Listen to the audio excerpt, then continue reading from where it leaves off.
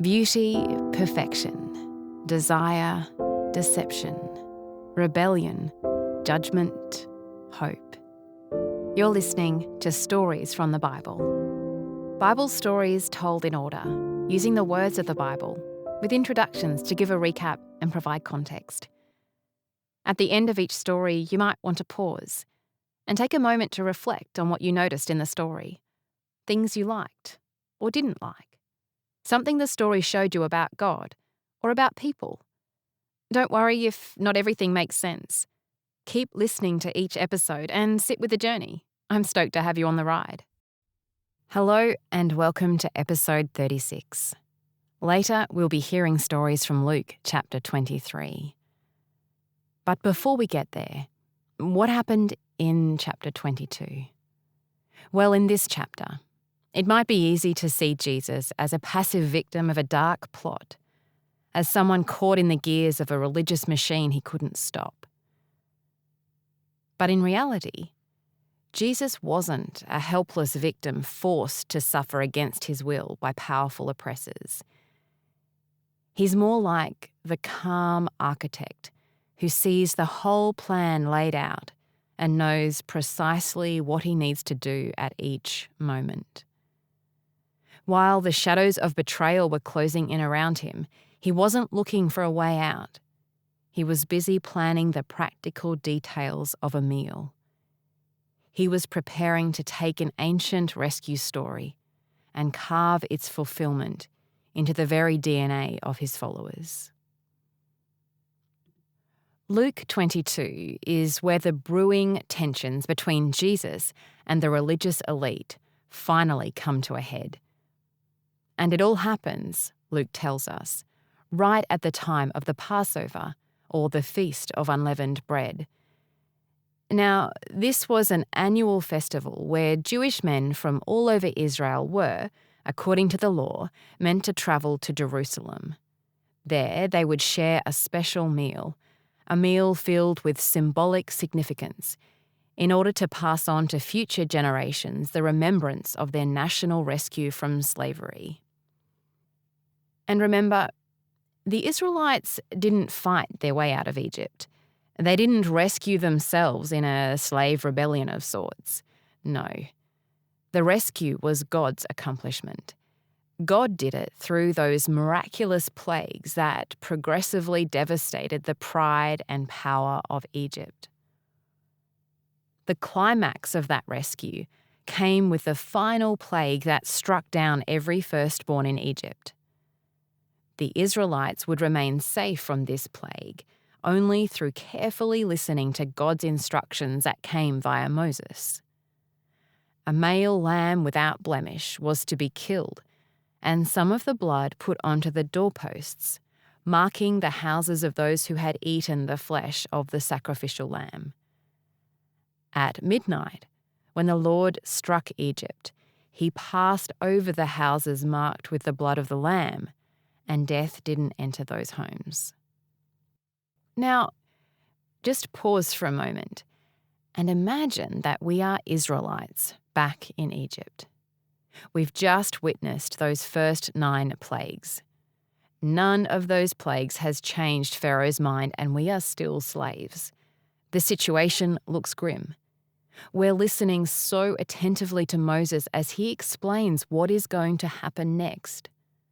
Moses instructs us about the lamb and the Passover that will happen that very night.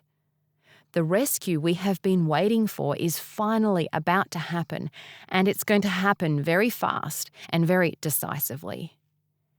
And yet, right in the middle of the intense urgency of those imminent events, Moses starts telling us, even before we've had a chance to get ready for it, that the meal we are about to prepare is about something bigger.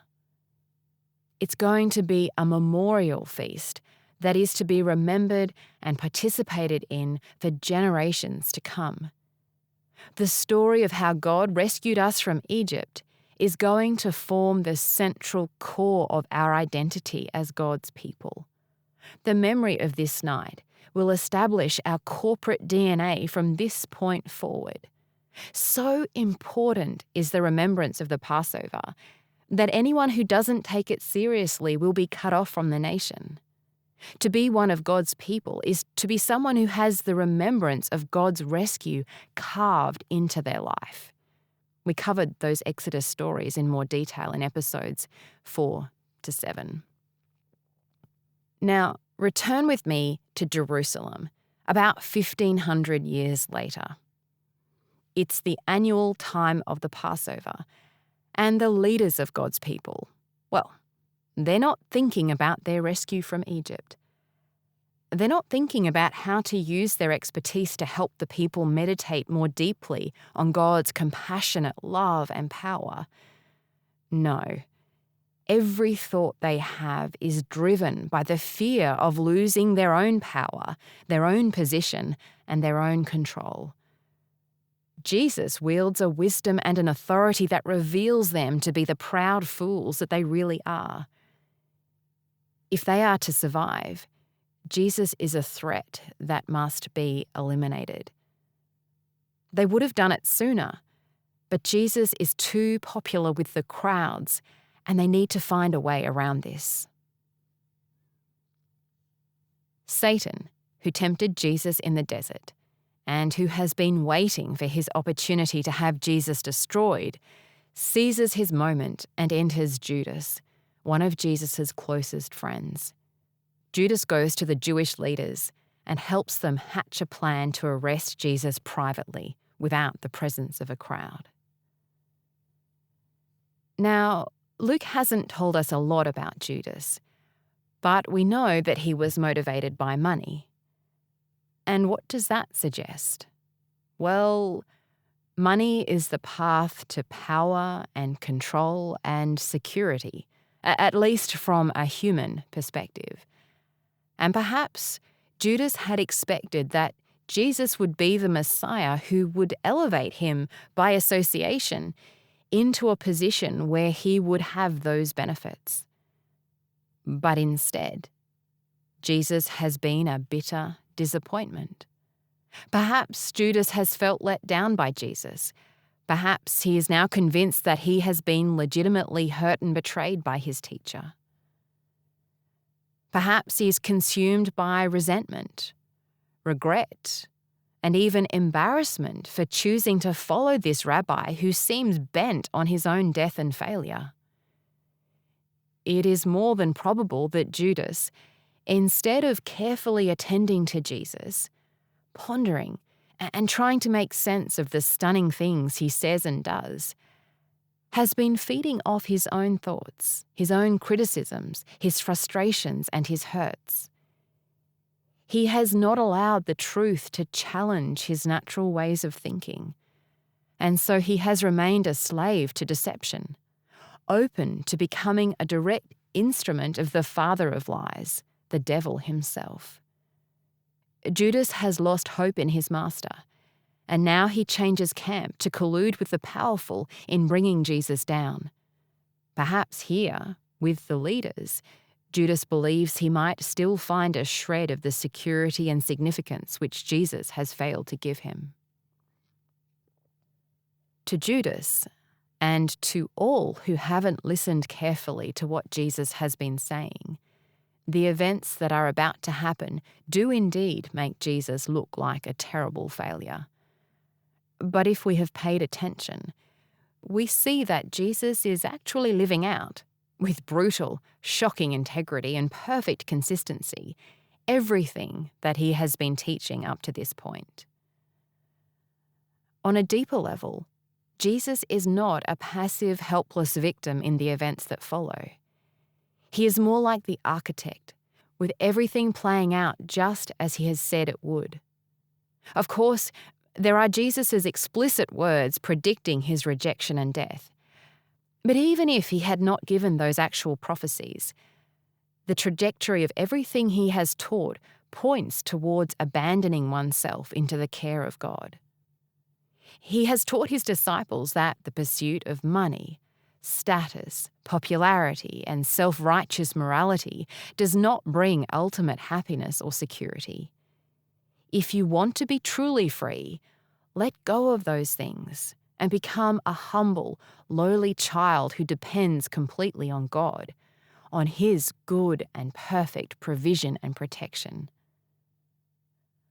I can imagine the crowds early on nodding their heads in admiration and agreement at the profoundly wise words of Jesus, but later shaking those same heads in disbelief as He puts those very words into practice.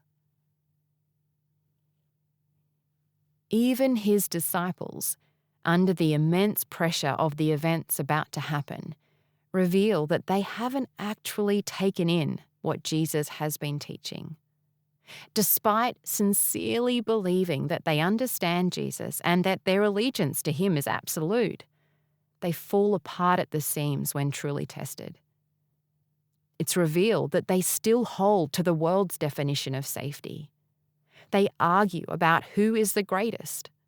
They fall asleep while Jesus is praying in agony. They fearfully resort to violence. Peter, the most confident disciple, on 3 occasions shows himself too scared and ashamed to be associated with his beloved teacher. Jesus knows His disciples don't really get it. But that doesn't stop Him loving them and earnestly wanting to be with them. He understands how difficult it is for them. He knows they have reached the limit of their capacity to comprehend what He has been teaching them. He longs for His friends to see and understand more, but He knows this is not possible, not yet. He knows the pain and confusion they are about to face. He knows they are all about to let Him down. But He is not frustrated or angry with them. He has prayed for them to endure when their world goes dark. He does not try to lecture them or load them with more explanations than they can bear. No, He is gentle and humble, and He meets them in the simple affection of a shared meal. His enjoyment of them and their enjoyment of Him is not dependent on their correct intellectual comprehension of the kingdom of God. As Judas and the leaders are plotting His death, Jesus is not thinking of how to fight or escape or buy Himself more time as an ordinary revolutionary leader might. No, Jesus is not thinking of Himself at all. He is planning the meal He's been looking forward to for some time. He is thinking about the little, practical details that will enable the disciples to share the Passover together. The Passover looked back to when God rescued Israel from slavery in Egypt. That tradition began on the eve of that rescue and became the DNA of the nation. And now, Jesus celebrates this same Passover with His disciples on the eve of the new rescue God is about to accomplish. God is about to save His people from slavery to sin and set them free to live as His very own precious people, people who love Him more than anything the world can offer. Jesus is the true Passover lamb. The lamb that was sacrificed in Egypt was the shadow that pointed towards this ultimate reality that God had been preparing for millennia. In this Passover meal with His disciples, Jesus establishes the connection. The meal which looked back to the blood of the lamb on the doorposts that shielded the Israelites from death will now look to the body of the true Lamb, whose blood will shield all God's people from eternal death. From this point on, when God's people gather together and eat the bread and drink the wine, they are both remembering and feeding on the body and blood of Jesus that brought life and continues to bring life. Just as Moses established the Passover meal as the identity of the Jewish nation, Jesus is bringing the Passover meal to its fulfillment. He is making it the meal at the heart of the DNA of God's people from that point forward. Let's hear how the rescue unfolds as Luke continues the story in chapter 23.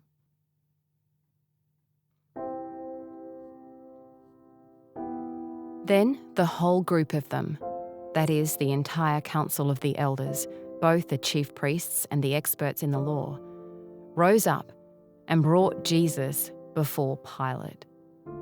They began to accuse him, saying, "We found this man subverting our nation, forbidding us to pay the tribute tax to Caesar and claiming that he himself is Christ, a king." So Pilate asked Jesus, "Are you the king of the Jews?" He replied, "You say so." Then Pilate said to the chief priests and the crowds, "I find no basis for an accusation against this man." But they persisted in saying, "He incites the people by teaching throughout all Judea. It started in Galilee and ended up here." Now when Pilate heard this, he asked whether the man was a Galilean. When he learned that he was from Herod's jurisdiction, he sent him over to Herod, who also happened to be in Jerusalem at that time. When Herod saw Jesus, he was very glad, for he had long desired to see him, because he had heard about him and was hoping to see him perform some miraculous sign. So Herod questioned him at considerable length. Jesus gave him no answer. The chief priests and the experts in the law were there, vehemently accusing him. Even Herod with his soldiers treated him with contempt and mocked him.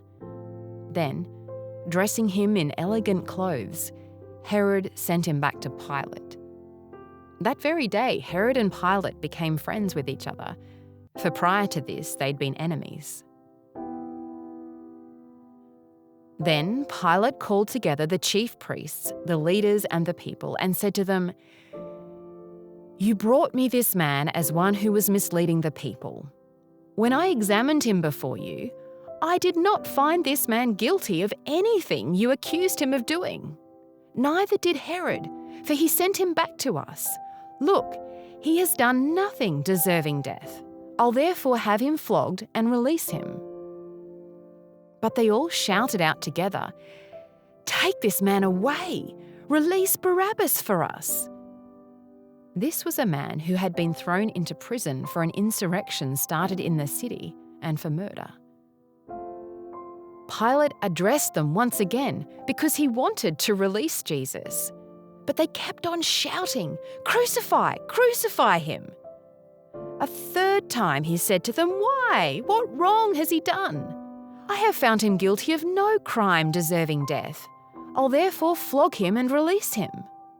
But they were insistent, demanding with loud shouts that he be crucified, and their shouts prevailed. So Pilate decided that their demand should be granted. He released the man they asked for, who had been thrown in prison for insurrection and murder. But he handed Jesus over to their will.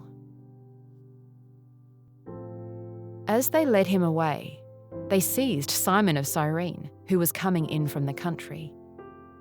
They placed the cross on his back and made him carry it behind Jesus. A great number of the people followed him, among them women who were mourning and wailing for him.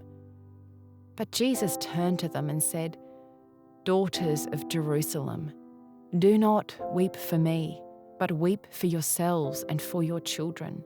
For this is certain, the days are coming when they will say, 'Blessed are the barren, the wombs that never bore children, and the breasts that never nursed.'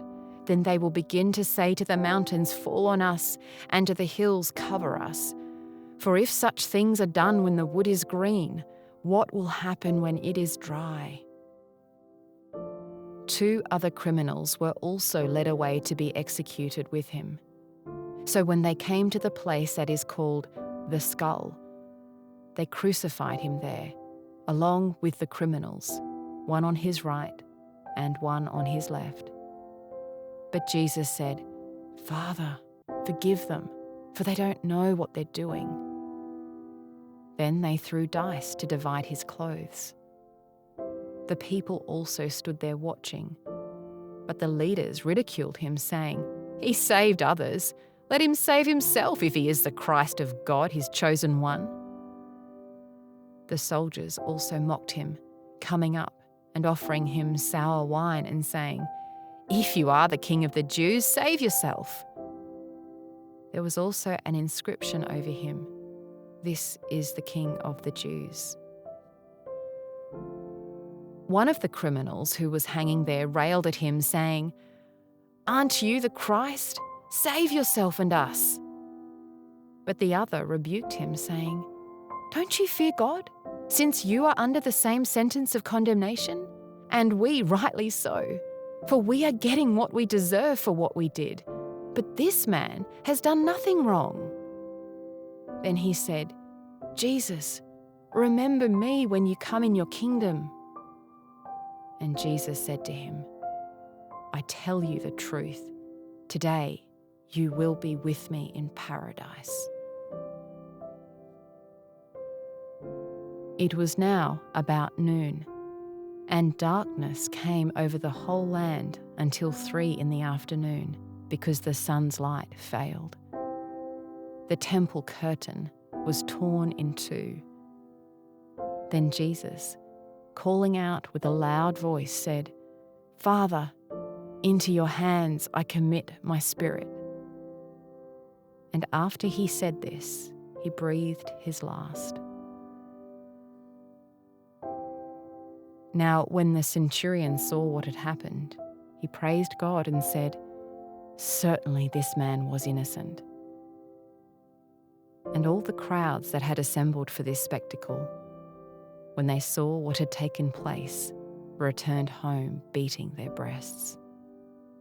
And all those who knew Jesus stood at a distance, and the women who had followed him from Galilee saw these things.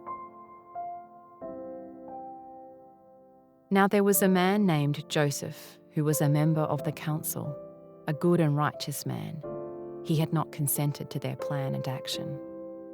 He was from the Judean town of Arimathea and was looking forward to the kingdom of God.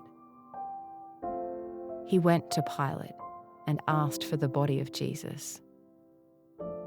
Then he took it down, wrapped it in a linen cloth, and placed it in a tomb cut out of the rock where no one had yet been buried. It was the day of preparation, and the Sabbath was beginning. The women who had accompanied Jesus from Galilee followed, and they saw the tomb and how his body was laid in it.